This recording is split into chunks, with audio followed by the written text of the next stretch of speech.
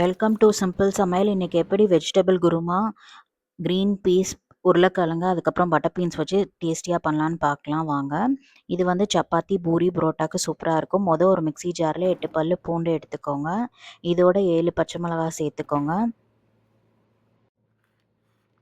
1 table spoon பொட்டுக்கடலை சேர்த்துக்கோங்க. இதோட 15 முந்திரியும் சேர்த்துக்கோங்க. அதுக்கப்புறம் 1 இன்ச்சு இஞ்சியை கட் பண்ணி சேர்த்துக்கோங்க. இதோட 1 டேபிள் ஸ்பூன் ஜீரகம், 1 டேபிள் ஸ்பூன் சோம்பு, 1 டேபிள் ஸ்பூன் கசகசா சேர்த்துக்கோங்க. அதுக்கப்புறம் அரை மூடி தேங்காய் சேர்த்துக்கோங்க.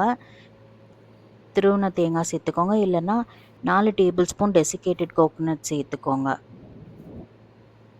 இதோட அரை கப் தண்ணி சேர்த்து நல்லா மைய அரைச்சி வச்சுக்கோங்க. பேஸ்ட்டாக எடுத்து வச்சுக்கோங்க.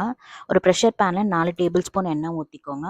அதுக்கப்புறம் 1 பட்டை, 1 அன்னாசி பூ, 2 ஏலக்காய், 2 கல்பாசி, 3 கிராம்பு, 1 ஸ்பூன் சோம்பு சேர்த்துக்கோங்க. இதோட 6 பச்சை மிளகாய் நறுக்கி சேர்த்துக்கோங்க. அதை ஒரு வதக்கி விடுங்க. அதுக்கப்புறம் 1 வெங்காயம் நீளமாக இப்படி கட் பண்ணி சேர்த்துக்கோங்க. இது நல்லா வந்து வதக்கி கொடுங்க. வெங்காயம் கலர் வந்து மாறுற வரைக்கும் வதக்கி கொடுங்க. அதுக்கப்புறம் 1 தக்காளி சேர்த்துக்கோங்க.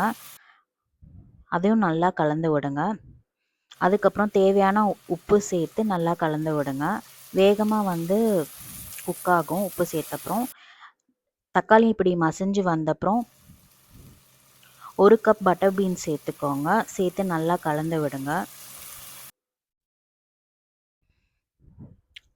அதுக்கப்புறம் 1 கப் பட்டாணி சேர்த்துக்கோங்க. ஃப்ரோசன் இல்லைன்னா ஃப்ரெஷ்ஷான பட்டாணி எது வேணால் சேர்த்துட்டு நல்லா மிக்ஸ் பண்ணுங்கள். அதுக்கப்புறம் தோல் எடுத்த உருளைக்கிழங்கு 1 சேர்த்துக்கோங்க. சேர்த்துட்டு நல்லா கலந்து விடுங்க. இது கூட நம்ம அரைச்சி வச்சுருக்க பேஸ்ட்டை வந்து சேர்த்துக்கணும். சேர்த்து நல்லா கலந்து விடணும். அரை கிளாஸ் தண்ணி ஊற்றி மிக்ஸி ஜாரை கழுவிட்டு அந்த தண்ணியும் சேர்த்துருங்க இது கூட. அப்புறம் நல்லா கலந்து விடுங்க. இன்னும் கொஞ்சம் திக்காக தான் இருக்குது, அதனால இன்னும் ஒரு அரை கிளாஸ் தண்ணி சேர்த்துக்கலாம்.